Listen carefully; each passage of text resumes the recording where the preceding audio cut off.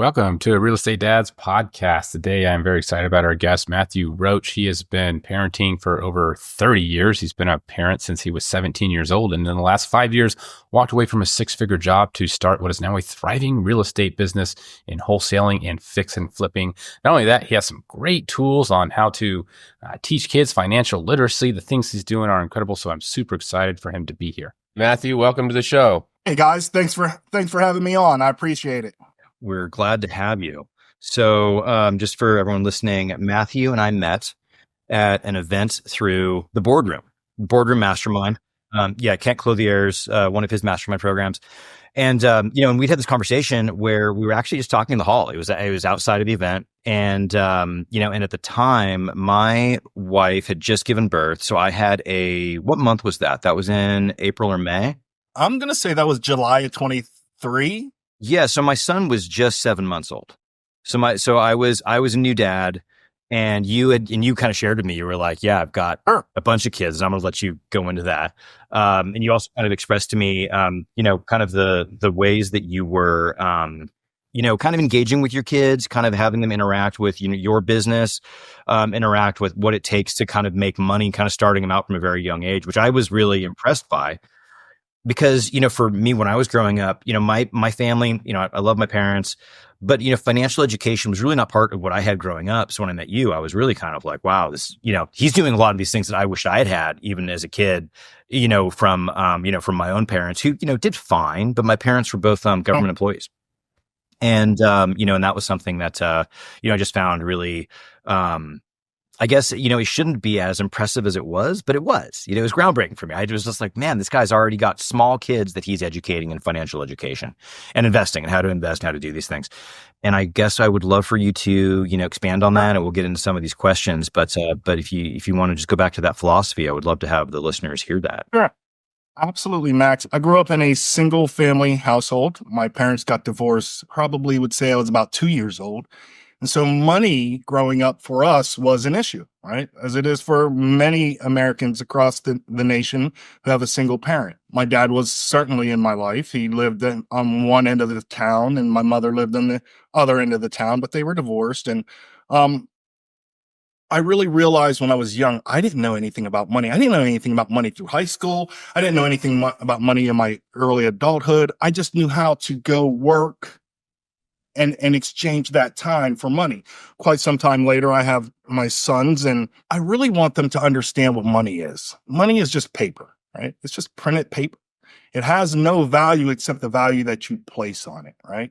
So what I wanted to impress upon them, you can have this money too. And here's how you do it, right? Every deal that when I first started, every deal I had, I would bring my who's now getting ready to be 16 next month, and my 12-year-old who's actually upstairs. He had a sore throat, so he stayed home today.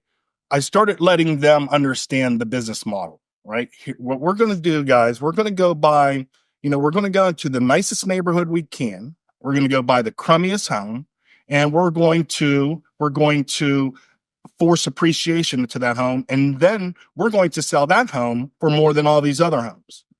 How do you do that? How do you do that, Dan? Well, so it was a step-by-step breaking down. I used to I'd go out and get big deals done, $60,000, $70,000, $80,000 in cash, where, the people would pay me an upfront fee or a deposit on a property. And I would bring that cash home, and I would just quite literally in garbage bags or little cases. And I'd sit my 7-year-old down, and he'd be picking up, thousands and thousands. Like, I can't. So I've always indoctrinated them into what money is. Money doesn't buy you all the happiness. And I know plenty of, I'm sure you do, Max. I'm sure you do, Trevor. Plenty of wealthy people who have a lot of money, but they're completely miserable.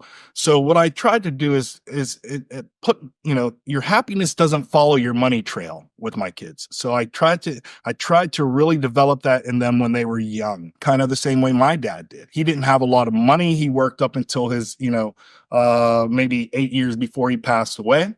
Things were always tight for him, but it was the financial literacy that I understood that he didn't have, right? I understood that he was taught and he was brought up, he graduated in 66. He was taught at that time that you go out and you trade your irreplaceable time for a very replaceable amount of money, right? And so that's the exchange he did his whole life. So I realized that growing up and seeing that, man, I really got to teach my kids about taxes. I got to teach them about financial literacy. I got to teach them about their credit scores, and how to network well. So all of those kind of things I kind of watched. And just because my dad didn't necessarily have those things, I realized that he didn't have those things and that I needed to learn them, and not only learn them for myself, but be able to pass those on to kind of change some generational things that had been previously Dude, that's awesome. in my family. I mean, it's not just your family.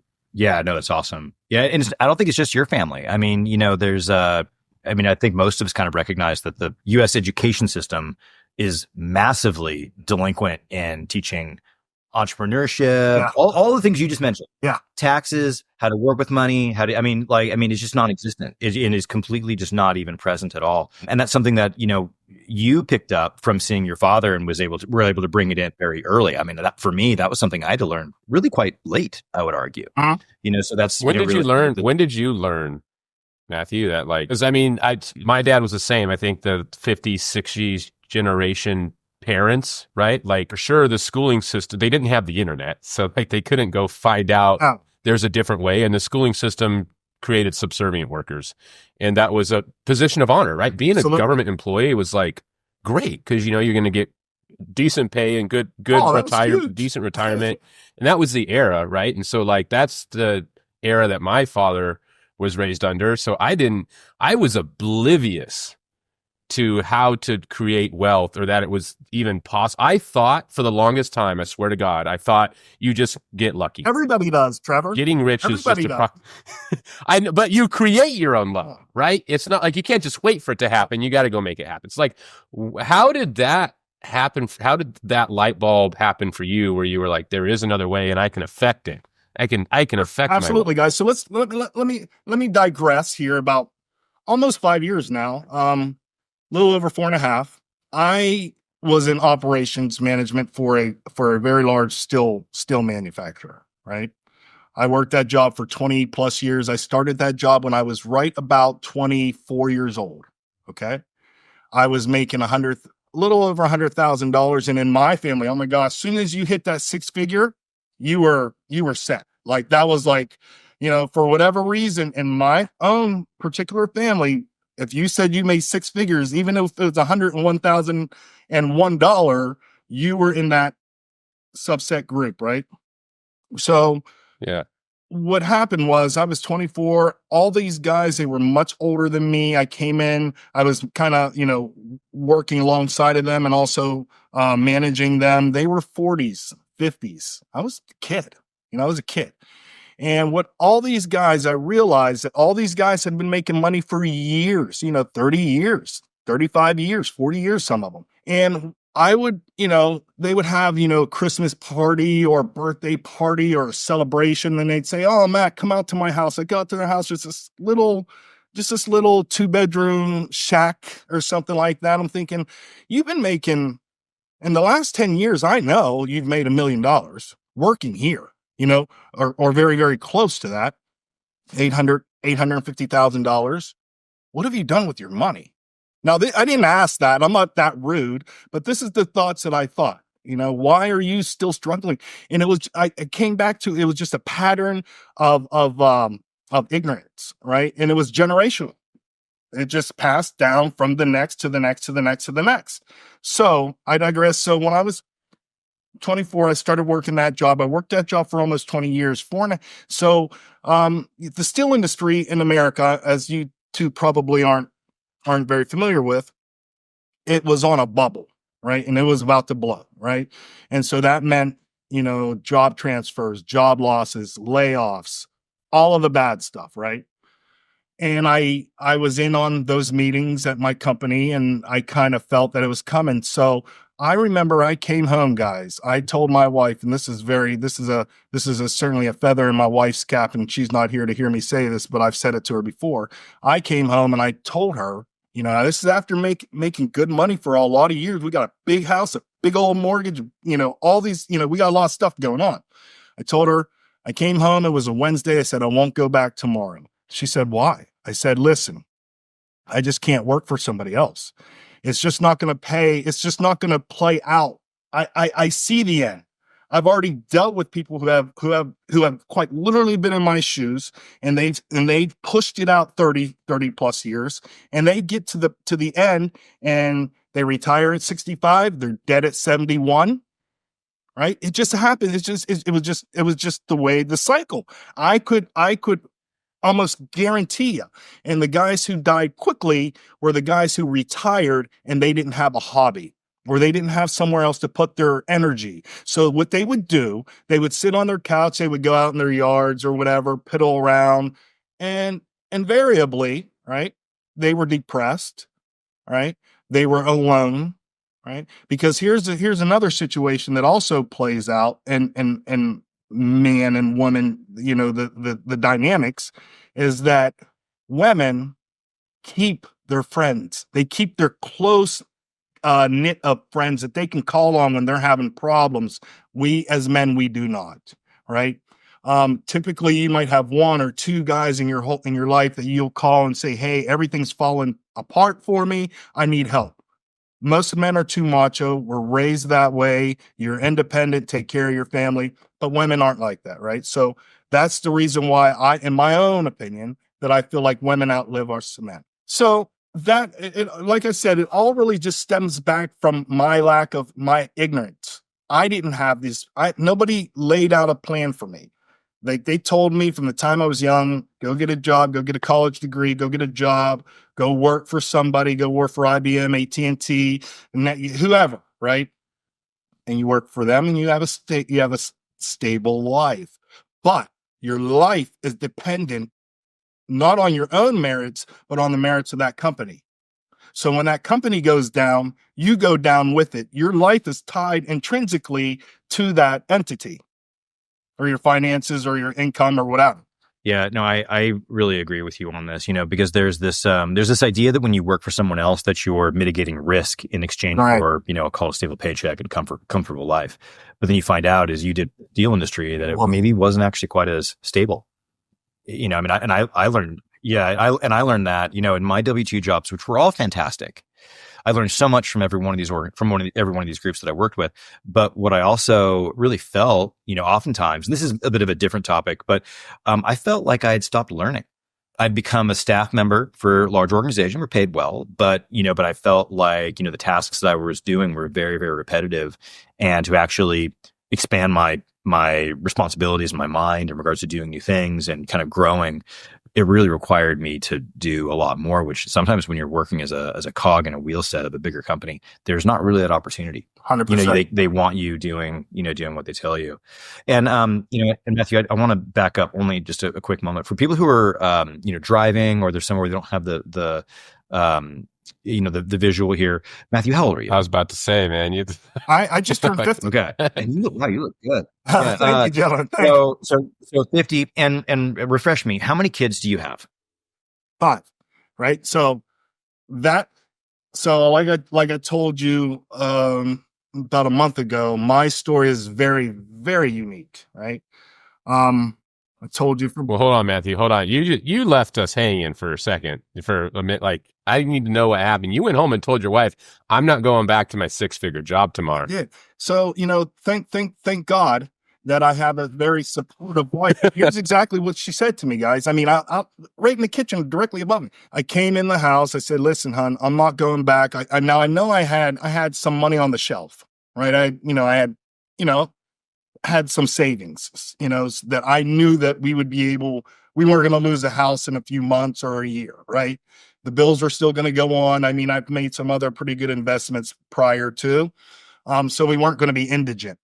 But I came home and I told her, I said, listen, I'm not going back. I'm just wasting my life. This is just a internal feeling that, you're just wasting your life. You've just like you said, Max, I've already accelerated to where the height of that I'm going to go in this company. There's nowhere else for me to even go. Right. So I came home and told her that, and I'll never forget it, gentlemen. She looked at me, she said, you've wanted everything you've done in your life, and you'll win at something else. And that right there was the seed for me to continue on the journey that I'm on now. I always kind of play it both ways. What if she had said, either you go back to that job or we're getting a divorce? It's or something like. People say things like, "Oh, happy wife, happy life," and I kind of look at it and I go, "Supportive wife, happy life." There you go.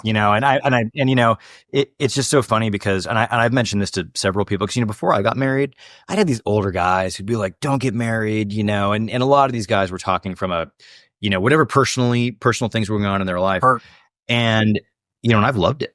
I've loved it, and I definitely see the changing nature of relationships from, when you're, I'll call it dating to engaged to then married. Sure. And then, but fast forward even further to major life stresses and decisions. And are you, partnering in such a way that you're going to be able to move forward through these things? And that's so great that your wife, said that to you. Yeah. You've been a winner. You're going to keep being a winner. You're going to keep achieving, and, and you're going to keep doing great because, I think that a lot of, men, have that struggle that there's going to be this situation where there is opportunity, but doing the work to get there. Cause you kind of mentioned savings.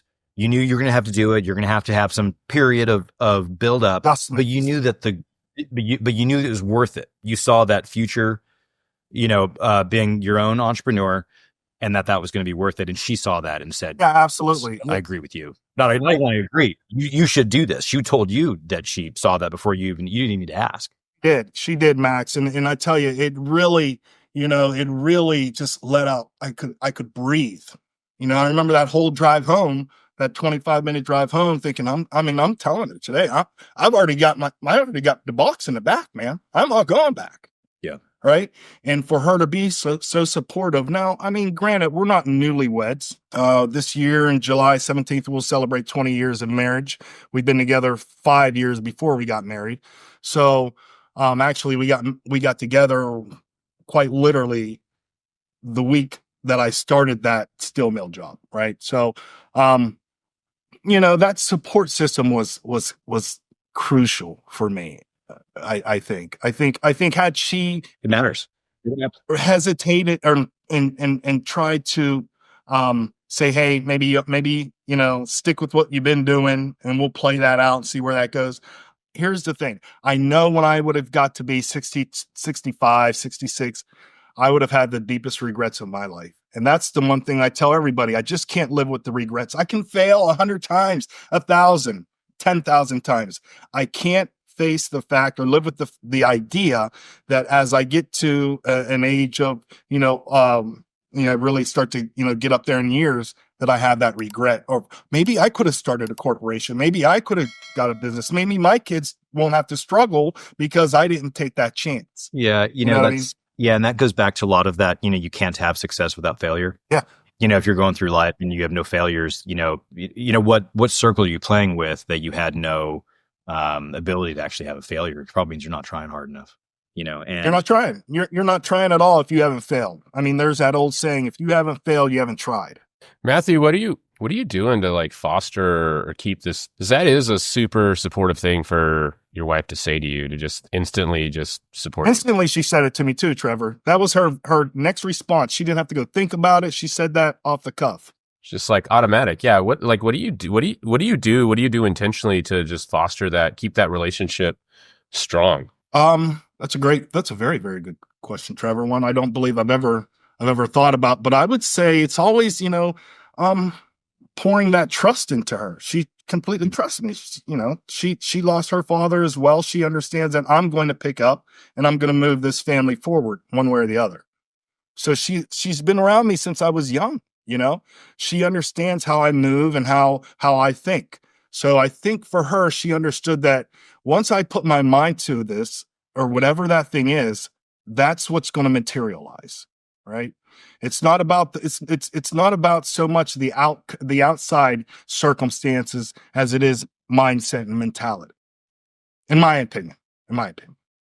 Yeah. Just alignment there. Yes. It's just, yes, absolutely. It's like a natural alignment. That's and, awesome. And Matthew, on business, we cut into, a lot of the dad stuff right away. So tell us about your business. Sure. I own Guardian Home Buyers. That's the business that I started 4.5 years ago. I started it as a solo entrepreneur. Didn't know anything about wholesaling. Didn't know a whole lot about real estate. I had already made some investments previous to me ever jumping into this thing by myself, but went out, had bought some multiplexes and stuff like that to kind of. I just knew real estate or stocks was the way to go. Stocks were just too damn. They were just too tricky. Like, I didn't understand enough about stocks. Right? I can't give somebody $100,000, tell them to go invest my money, and I don't even know enough about it myself. They don't right? even know. They don't even know anything about it. The more, yeah, I'm in total agreement. Stocks, you can read all about the stocks, then you find out how much, control manipulation of the market there actually is by like a very, very small portion of people. And it's very small amount of people. There's like 2 or 3 people that like consistently get it right. Everyone else is just throwing darts. That's the truth. So I understood for myself, for my own avenue as real estate. So I didn't, I remember it took a long time. I probably started studying wholesaling and had done my first wholesale deals maybe 6.5 years ago. Well, I was still working, and I would just like, but it wasn't wholesaling to me. It was hustling. I didn't understand the concept of wholesaling. I understood the concept of finding a product that was wanted by somebody, being able to buy it, business 101, being able to buy it at a discount and then sell it at a higher price point than what I purchased for. Right. And once I figured that out, I remember I used to sit in my office and was supposed to be out there working, and I'd be sitting there watching Max Maxwell. I don't know if you guys know who Max Maxwell is, but he's a wholesaler out of Atlanta, Georgia. And I just used to listen to all his YouTube videos. And so that's kind of how we started Guardian Home Buyers. Guardian Home Buyers, we have acquisitions managers, we have dispositions managers, we have transaction coordinators. Thought about buying a title company a few months ago, kind of passed on that because it was something that I need. I'm a research guy. I didn't know enough about it at the time that it was presented to me. So, we've definitely got our hands in all of that in the wholesale side. We also fix and flip. We do pretty well on our fix and flips, and we buy and hold properties for long-term appreciation. Great. What markets are you focused in, Matthew? Sure. I'm in Youngstown, Ohio, Canton, Cleveland, Akron, a little stuff in the Pittsburgh area, but not as much. And I was in Columbus. I'm no longer in Columbus market. What was going on in Columbus? Is it just seeming dicey, or was it a business, or what was it? It just wasn't the business model that I really wanted to go with. It was, it was me getting out of what makes me money and jumping into more of an exploratory funnel, so to speak. And it wasn't practical.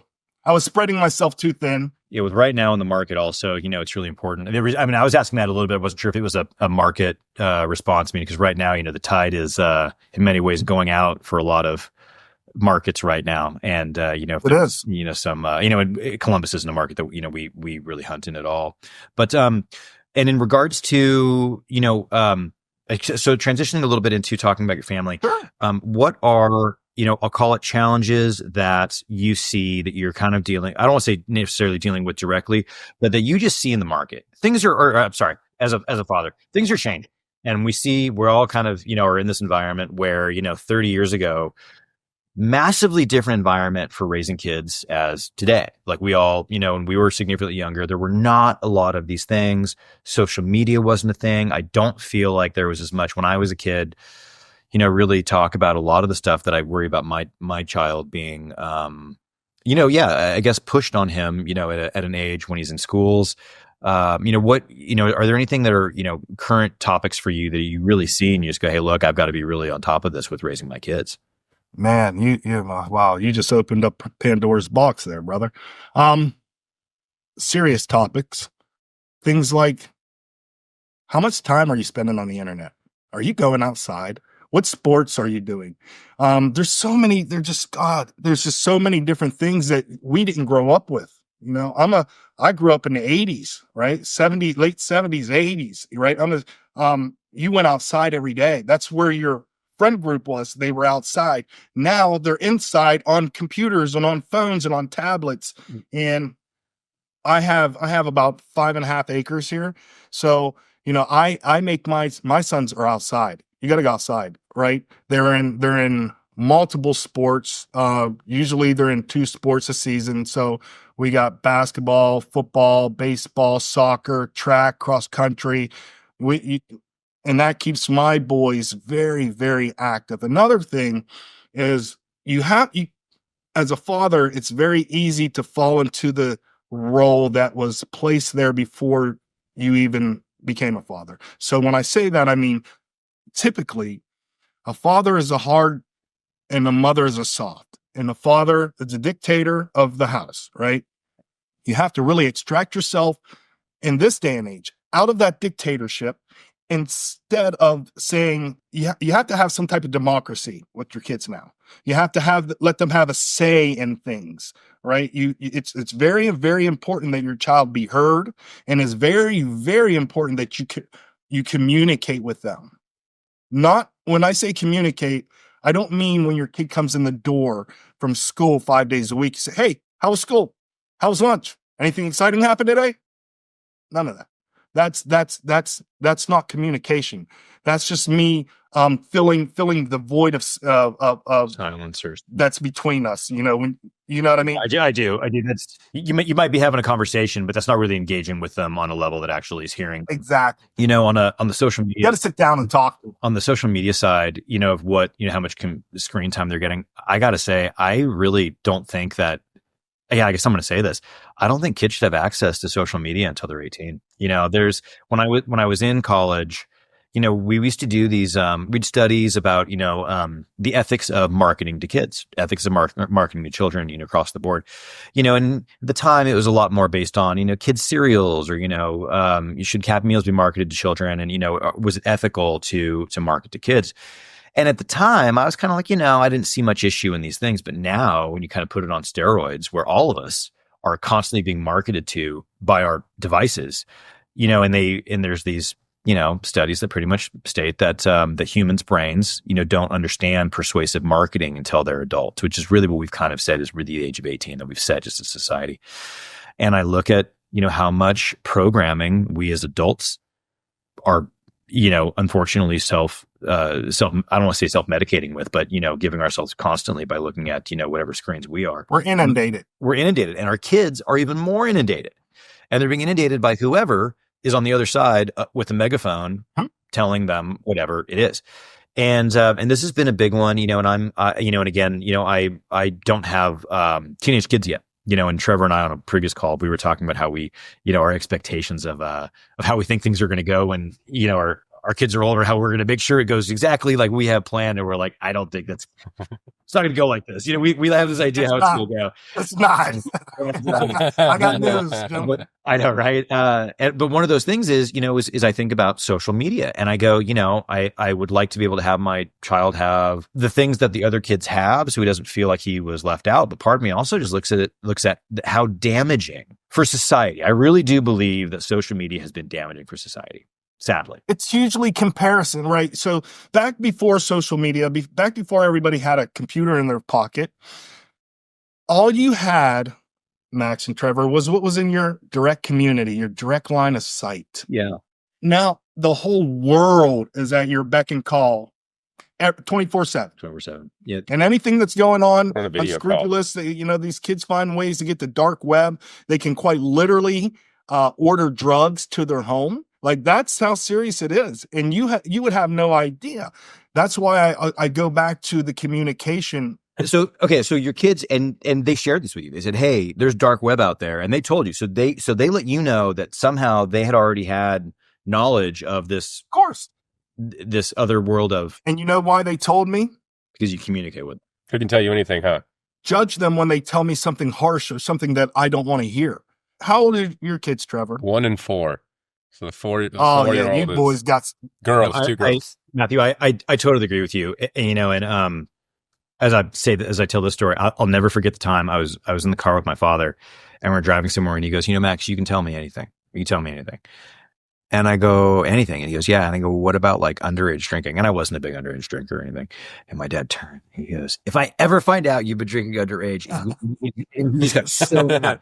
Yeah, And that's the thing. and he was, I mean, he did not have that ability to be that communicative about some of these topics. Now, my dad in later years has been fantastic in a lot of ways, but I always remembered that I could not talk to him about certain things.